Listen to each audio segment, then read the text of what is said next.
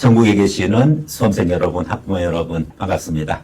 오늘은 조원장님과 함께 중학교 입시 컨설팅 관련해가지고서 그 분야의 정보를 갖기 시작하는 학부모들을 위한 아주 특별한 시간을 마련했습니다. 조원장님 안녕하세요. 네, 안녕하세요. 네.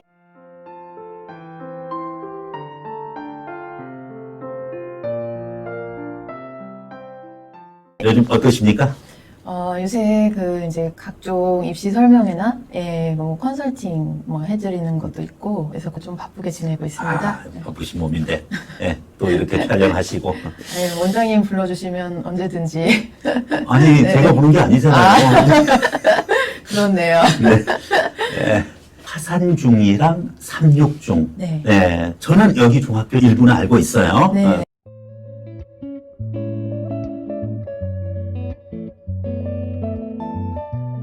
그렇지만은 정말 생소하다. 네. 처음이다. 왜 이런 중학교를 소개하느냐?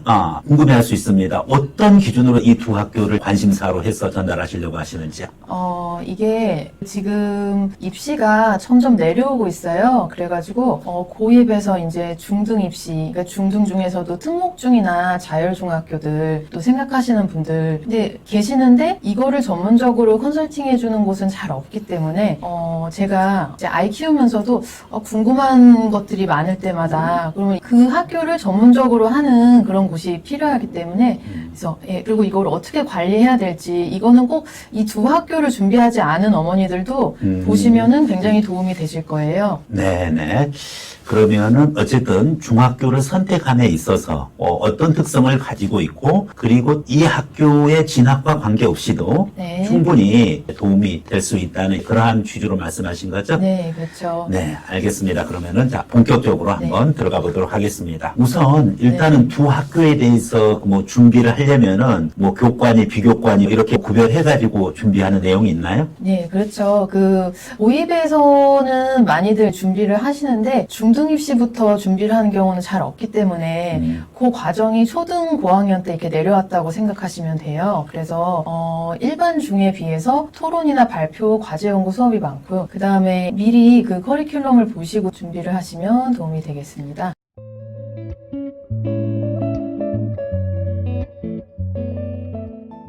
저는 대입 위주로 하고 간혹 네. 특성화 고등학교 또 자사고 그쵸. 특목고 이제 네. 고입 컨설팅은 해봤지만은 중학 컨설팅은 그렇죠. 일단은 접하기가 힘들어요. 접하기가 힘든 게, 왜냐면은 국제중 같은 경우는, 지원들을 많이 하시는데, 네네. 사실은 그게 뺑뺑이기 때문에, 특별하게 뭐 네, 준비를 미리 할 수도 없고, 그걸 이제 서류를 일단 거기서 이제 뽑힌 다음에 그때 본격적으로 사실 준비하기가 쉽잖아요. 네네. 근데 제가 굳이 여기서 뽑았던 거는 삼육중이나 화산중을 뽑은 이유는 미리 입시가 있기 때문에 그렇게 땡땡이처럼 그 확률이 낮은 그런 게 아니고 미리 준비를 해놓으면은 합격 확률이 높다. 그리고 화산중 같은 경우는 기숙사 학교여서 5인 1실이라고 기숙사가 그런데 학교가 굉장히 그러니까 적응만 잘 된다면은 시험도 많고 관리를 되게 촘촘하게 해줘서 부모님들 만족도가 굉장히 높은 학교고요. 삼육중은 워낙 유명해서 많이들 아시는데 삼육중, 삼육고가 같은 재단이고요. 영어 수업이 좀 많이 비중이 높고 그리고 거기 출신 아이들이 고등학교 가서도 내신 관리를 굉장히 잘하더라고요. 그래서 저는 중학교 때 아이들이 목표가 없기 때문에 이 중이병도 많이 생기고 요새 네네. 자유학기제, 자유학년제 이런 것 때문에 사실 문제가 많잖아요. 네네. 원장님도 아시지만 그러니까 이게 목표를 설정해주고 미리 준비를 한다는 게 자기 이제 인생에 골이 생기면 아이들도 방황하는 기간도 줄어들고 굉장히 도움이 됩니다. 그래서 여기 비교과 프로젝트가 실제적으로 이 중등 입시를 치르는데도 도움이 되고 고등학교 입시를 치를 때도 고등학교 가서도 이 내용을 그대로 쓸 수가 있기 때문에 버릴 것이 없는 과정이라고 보시면 돼요. 1차시부터 7차시 일단 예시를 들어놨는데요. 보통 한 학년에 한 3개월 과정, 방학을 끼고 2달에서 3개월 코스로 이렇게 진행이 되는 과정입니다. 네네. 그러면은 이런 비교과 프로젝트 부분 것을 꼭 네. 화산중이나 또 삼육중학교를 지원하지 않는 그냥 일반 학생들 그리고 그런 친구들도 추천을 드리죠. 네네. 어차피 고등학교 가서 네. 해야 되는 거를 학교 때 비교과를 그렇죠. 하고 또 그것이 중학교 때 가서 생활기록부에 반영될 것을 미리 좀 연습하는 거잖아요. 그렇죠. 말하자면 고등학교 때 세특에 들어갈 내용도 미리 여유 있을 때 만들어 놓는다 생각하시면 되는 거예요. 네네. 선생님이 이렇게 하시는 1차 시서부터 7차 시? 네. 네네. 그 지금 주된 내용 좀 한번 소개시켜 주시죠.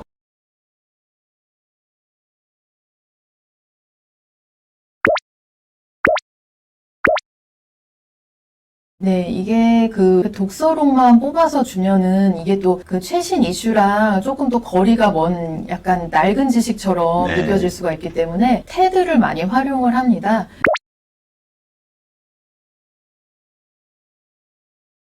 그래서 테드에서 나오면은 이제 청신국제중도 테드를 활용해서 많이 영어 토론을 하고 하는데 네네네. 그거는 더 전문 분야 선생님들한테 맡기고 여기 경우에는 테드에 보면은 실제로 그 인문 분야도 있고 그 자연과학 분야도 있는데 그 테드에 나오는 유명한 발표하시는 분들의 그 의견을 그냥 수동적으로 습득하는 게 아니라 그거에 대해서도 비판적으로 사고를 하고 어떤 찬반 토론을 만들 수 있는 자기 안에 그 인풋을 많이 쌓는 과정이에요. 네. 테드를 이제 아시는 분은 다 아시는데 네. 학부모 중에서 좀 생소하신 분들도 있습니다. 네네. 일반적으로 이 테드에서 제시하는 일단은 분야가 우선 다양하죠. 그렇죠. 다양하고 대부분 근데 또 영어로 돼 있잖아요. 그래서 네, 이제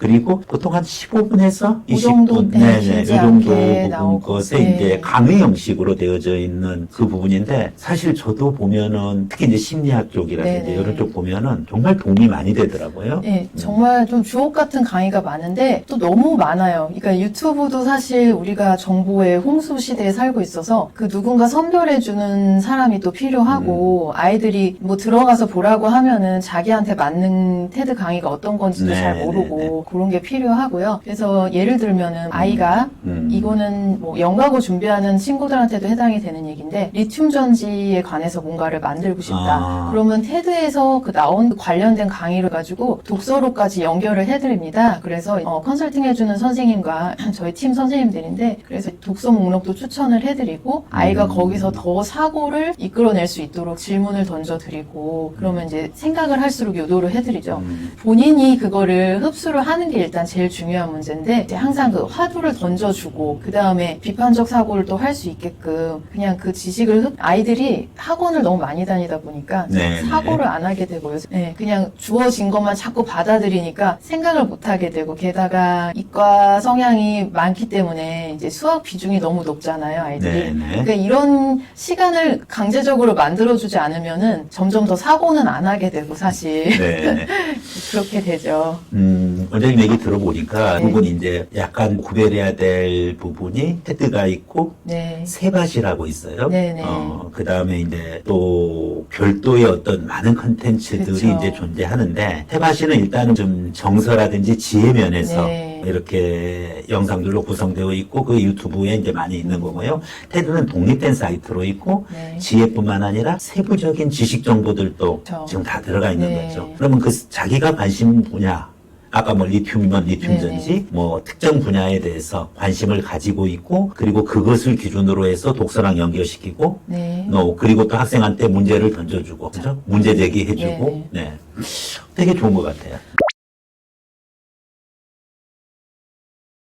뭐 예를 들면 뭐 우리는 왜 잠을 잘까요? 리셀 포스터가 했던 그 강의로 하면은 매일 새벽 4시 30분에 일어나는 게 어떻게 당신의 인생을 변화시키는가? 이게 두 가지 그러니까 상반된 그런 주장이 있잖아요. 뭐 아침형 인간이 좋다고 하는 의견이 있고 네. 또 그게 수면 시간이 어느 정도 충족이 돼야지 활성화된다 이런 의견도 있고 그랬을 때 나는 누구의 의견을 지지하고 근데 그걸 그냥 말로 하는 게 아니라 글로 써서 생각을 정리를 하고 그 글로 쓰면 좋은 점이 근거를 이렇게 갖추기 때문에 단락별로 좀 힘든 과정이지 처음에는. 근데 이제 자꾸 연습하다 보면은 그게 나중에 익숙해져서 이제 면접 볼 때나 발표할 때 정말 그냥 자동적으로 근거가 최소 2가지에서 3가지 정도 머리에 구조화되고 그렇게 좀 훈련이 된다고 봅니다. 테드 강의 중에서 예를 들어서 뭐 생체 리듬과 관련해 가지고서 이 나이트 아울 올빼미형이냐 아니면은 얼리버디형이냐 네. 이제 그 부분 것을 가지고 두 사람의 관점 네. 근거 예를 들어서 상반된 영상을 가지고 비교해도 되고 네.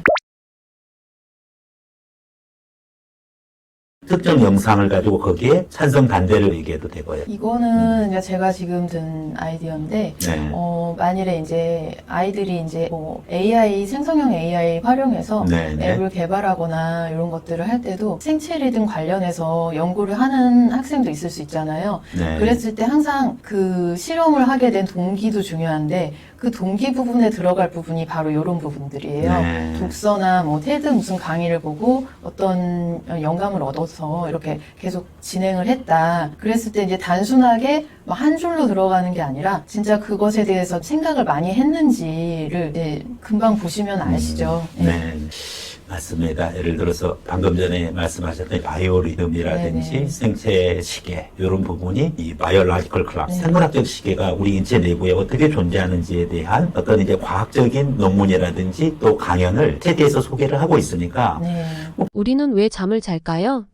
이 나이트 아울 올빼미형이냐 매일 새벽 4시 30분 기상이 어떻게 당신의 인생을 변화시키는가? 아니면은 얼리버디형이냐 네. 보면은 일단은 뭐 어쨌든 이제 네. 우리 기준으로는 재밌더라고요.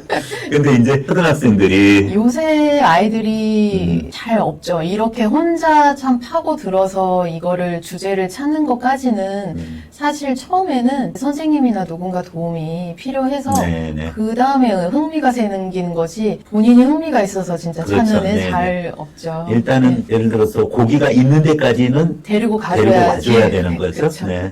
부모 역할이 더 중요하겠네요. 네. 그러니까 부모님들도 이러한 프로젝트의 좀 중요성에 대해서 좀 인지를 하시면, 뭐 저도 그래요. 사실 아이들 키우면은 그냥 뭐 수학, 영어 하고 바쁘니까 네. 자꾸 뒷전이 되는 것들이 많은데 사실은 제일 중요한 게 국어가 한 번에 딱 되지 않는다. 나중에는 이제 집을 팔아도 안 된다. 국어 같은 경우는 그런 말 하잖아요. 근데 이것도 더 기본적으로 사고하는 힘이랑 그 서술하는 힘, 뭐 발표하는 힘 이런 것들은 나중에 면접 때 뭐 딱 사주한다고 사실 그렇게 애들이 드라마틱하게 바뀌진 않는 부분이라서 네, 맞습니다. 평상시에 뭐 2달에서 3달 코스로 1학년에 한 번, 2학년에 한 번, 그 다음에 3학년 때는 면접 준비하면서 한 2달, 3달 과정? 이런 식으로 진행을 하면은, 확실히 사고의 깊이가 좀 달라질 거로 예상이 돼요. 헤드 네. 관련해가지고서, 여러 가지 이제 활용할 수 있는 방법. 네. 요 부분 것은, 학부모님들께서 이 나가는 이 영상 화면이라든지 네. 또 필요한 부분 것의 링크 전달 드릴 테니까 확인해 주시면 좋겠고요.